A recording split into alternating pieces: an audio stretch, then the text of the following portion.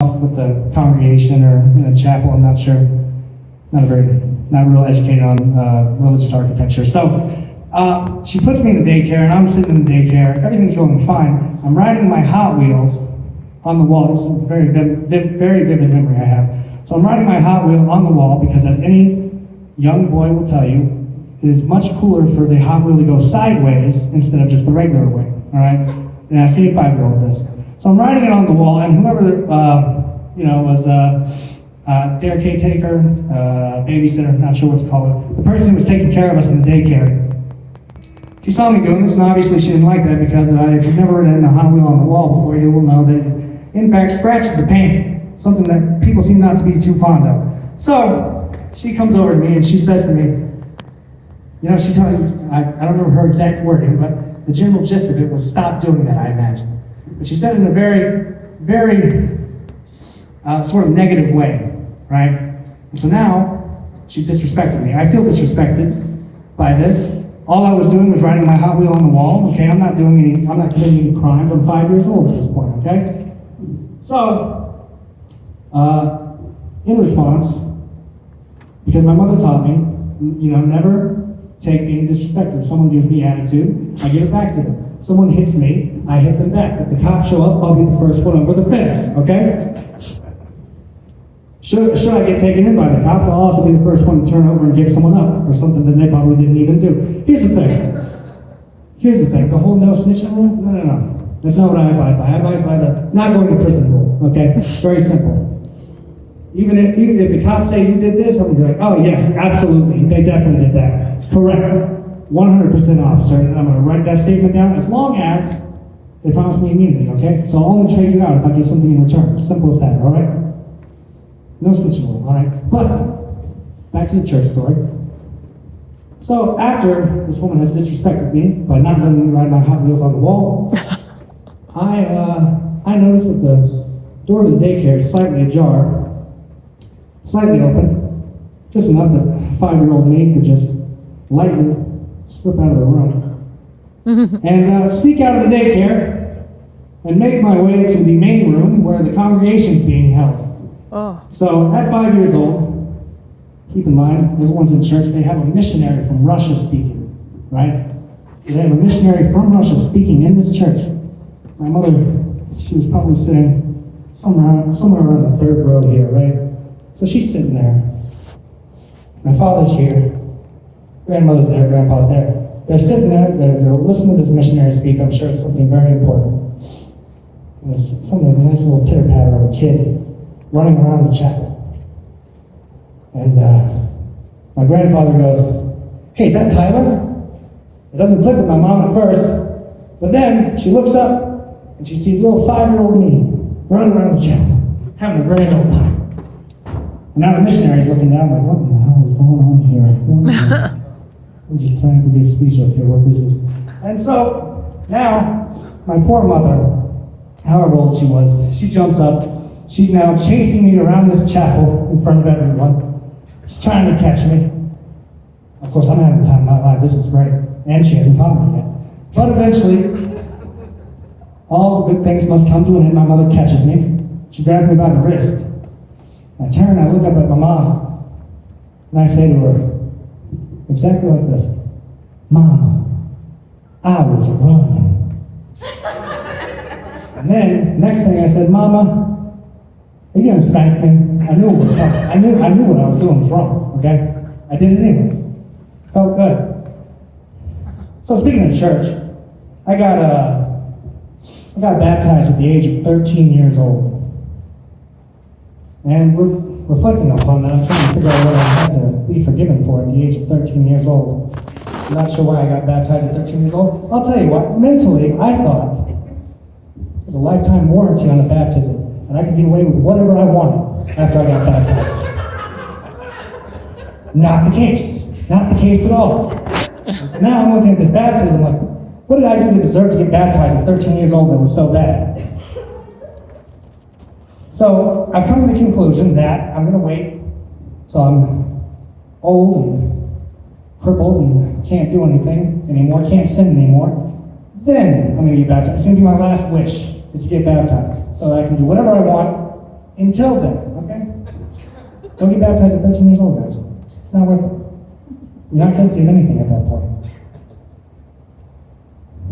So, something that me getting baptized at 13 taught me was that I should research things. And I should know what I'm getting into. So ever since then, I've known what I've been getting into every single time. I was walking around before this, I was out in this hallway talking to myself, doing this, I was rehearsing out here because I was nervous about doing this, and then I realized that I participate in a combat sport. Yet I'm nervous to go up on stage and talk in front of people. I participate in simulated murder, yet I get nervous to go out on a stage and talk in front of a group of people. I should not be nervous to come up and talk on the stage because once I have the microphone, what's anyone going to do to me? I'm in command now, okay? That's what this thing symbolizes, all right? I'm sure psychology would say something different, but we won't do it. So, all that being said, something that I came to research recently, something that I think a lot of people don't know about. If you do know about this, feel free to tell me, I'm quite interested. But something that I came across in my research was that in 1994, believe it or not, people were racist in the 90s. We're racist. In the 90s, 1994, the KKK adopted a highway out in Mississippi. Not a lot of people know this. The KKK adopted a highway, there was a huge suit for it. People said, you can't give a highway to a hate group.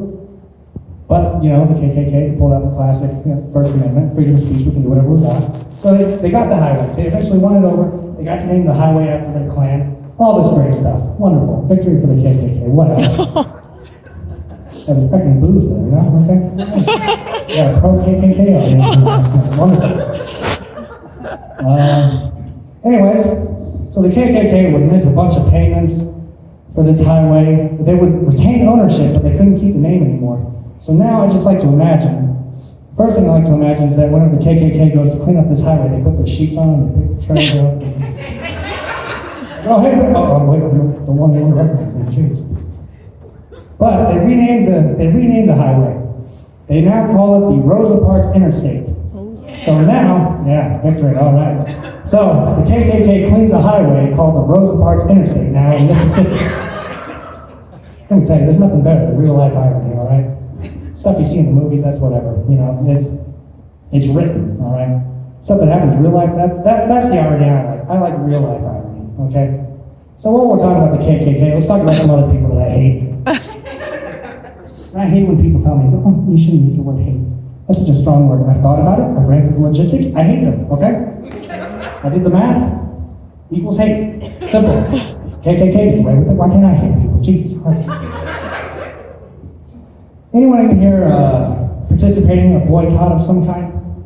Anyone? You? What are you boycotting? Oh, okay. Well, no, go ahead. That's fine. Ever. Anything at all. NFL is a good one. Okay, all right. You know what? That's a good one. Ooh, oh, Blizzard. That's another good one. That's an interesting situation. Of course, so is the NFL. Here's the thing. Let's talk about boycotting real quick, because this is something that bothers me. Boycotting used to mean something way back when, okay? Boycotting nowadays is something I call armchair boycotting, where we just don't buy things from the company, right? And that is our solemn vow. We boycott, we will not buy things from this company. Back in the day, back when we were under British rule, a boycott meant you toss supplies in the harbor because forget those people, those British don't deserve the tea, all right?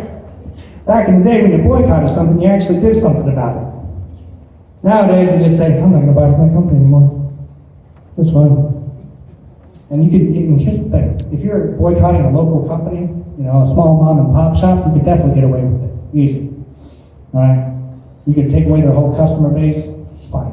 If we're going against a corporation, such as Amazon, I knew this person was boycotting Amazon actively, wouldn't buy anything from it. I totally understand why, it's horrible conditions. If you haven't looked into how Amazon treats their workers, please do, firstly. Not yet, because I want you to pay attention to this show, but later on, Google it, all right, look up what Amazon does to their workers. It's very, very horrible. Anyway, she's boycotting, right? And how much do you think that takes out of their, what is it, 16 trillion net value? Not much at all, right? So I'm going to give you some advice. However, legally, I'm going to say that this is all satire so that I can't be put in jail. Here's what you got to do if you want to boycott a big company like Amazon, okay? You're going to have to commit some arson, all right? You're going to have to commit some crimes, all right? If you want to really take down a company, you need to burn down their warehouses, you need to stop their supplies from getting to where it needs to. You're going to have to hurt some of the companies that are partnered with Amazon too, because they're traders too now, okay? And again, satire. So, don't come for me, Jeff Bezos. I'm covered by satire. Well, I went to, quite a while ago, I went to Japan. I visited Japan. Has anyone been to Japan here? Anyone? Got any weeaboos in the audience tonight? Anyone? Okay, let's see a few. That's good, all right. So I went to Japan, and I don't know if I can call it a stereotype, because it's not really a stereotype. Well, I don't know, stereotypes are based in fact, I guess, so I guess we could call it a stereotype, but when I went to Japan, I learned that they are so unnecessarily polite all the time, constantly. You can mess up an entire sentence, and they're going to compliment you just for trying, okay? You can mess up the entirety of the Japanese language, and they'll be like, well, at least he's trying. At least he's giving it his all. Another thing about Japan that I find interesting, and this is something else that came from my research, because I have tons of useless knowledge up here, okay? You want to know why I have tons of useless knowledge? Too much free time. So, in Japan, and it's only in Japan that you can get this, but they have what we call a McPizza. And it's exactly what you think it is. It's pizza served by McDonald's, which doesn't shock me that much because in the Philippines they serve spaghetti. So, well, we're going to move on from that. We're going to move away from Japan for a bit. I'm going to try to read my own writing here for a second. Yeah, those are definitely all words. Anyways, so something I learned recently in my, I'm working towards a paralegal degree. And in one of my classes we were discussing, it's a writing law class, and we went over connecting language. Does anyone know what connecting language is? No? You do?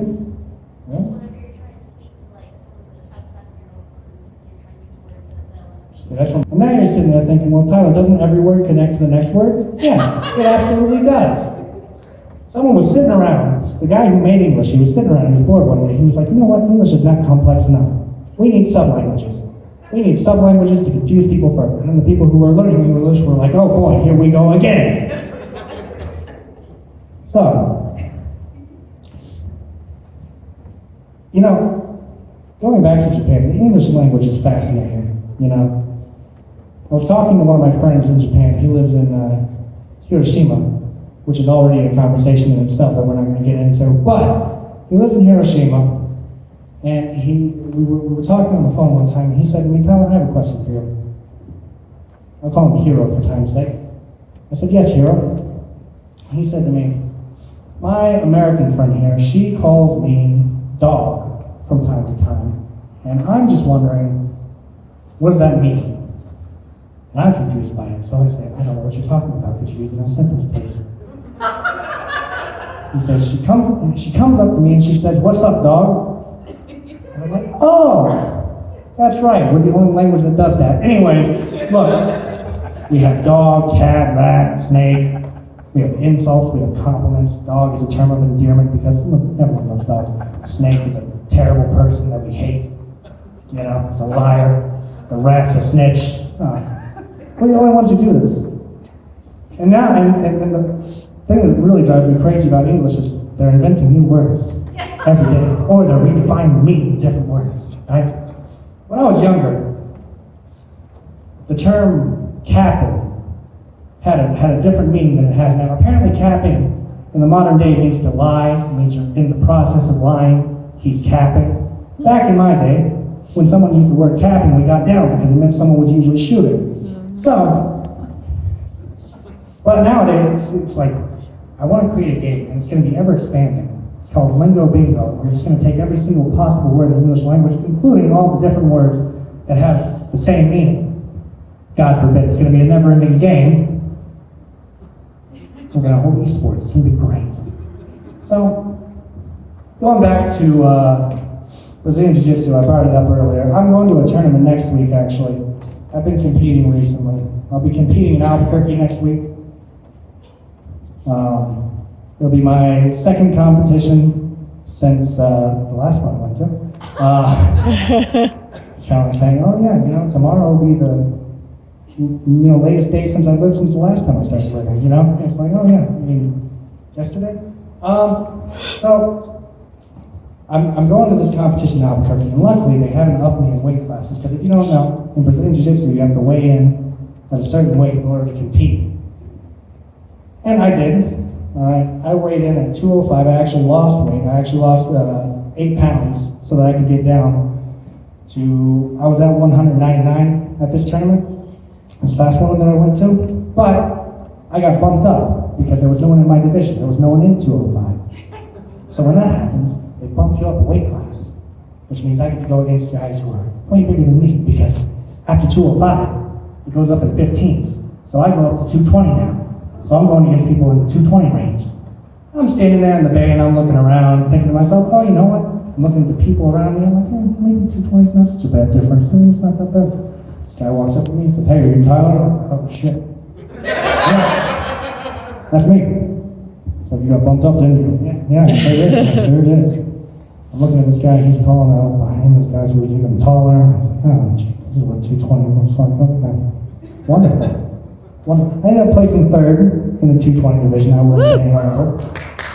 I did, thank you. I did win one over one of them, I will say. So that was a lot of fun.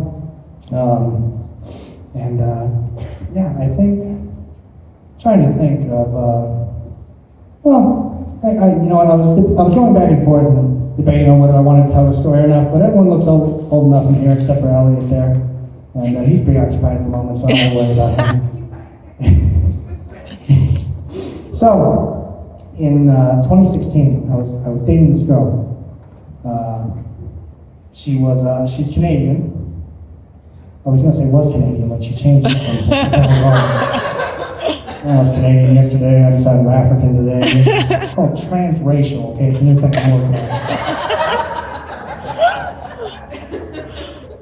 Oh, a good one. I might have to write that one down later. Write that down. High five to myself. All right. So, I'm dating this Canadian girl who is actively Canadian to this day, I should say.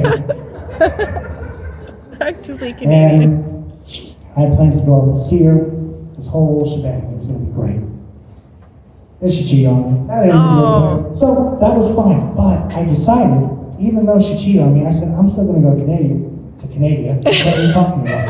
Why the fuck am I still up here? So, even though we broke up, I decided I was still going to go to Canada because, number one, I already paid for my hotel, and that place was bougie and expensive. Okay, so I'm going up there. Secondly, I already had my plane ticket, and we were right at the month where I was going up.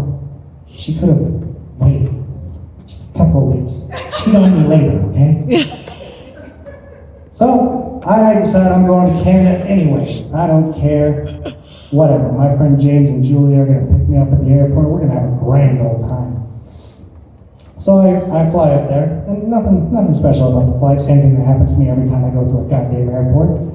I walk through the little metal detector. They're like, you got a piece of metal right here. Step over here, sir. And then I got to come over here, and then they got to pat me down. They got to find out there's not metal on my chest that I'm aware of.